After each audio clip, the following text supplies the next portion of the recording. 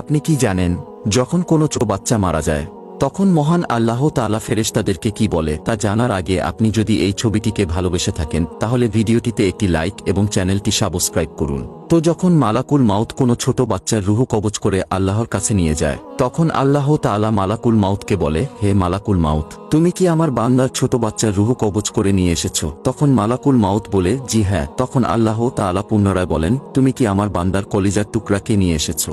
তখন মালাকুল মাউত বলে, জি হ্যাঁ। তখন আল্লাহ তাআলা বলেন, তখন আমার বান্দারা কি বলেছে? তখন মালাকুল মাউত বললেন, তারা আপনার প্রশংসা করেছে। তারা বলেছে, ইন্নালিল্লাহি ওয়া ইন্না ইলাইহি রাজিউন।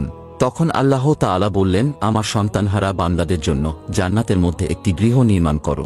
অন্য হাদিস শরীফে বর্ণিত আছে, যদি কারো ছোট বাচ্চা মারা যায় হাসরের মাঠে সেই ছোট বাচ্চাদের সুপারিশ করার অধিকার দেওয়া হবে এবং সেই ছোট বাচ্চারা তাদের পিতামাতাদের সুপারিশ করে জান্নাতে নিয়ে যাবে।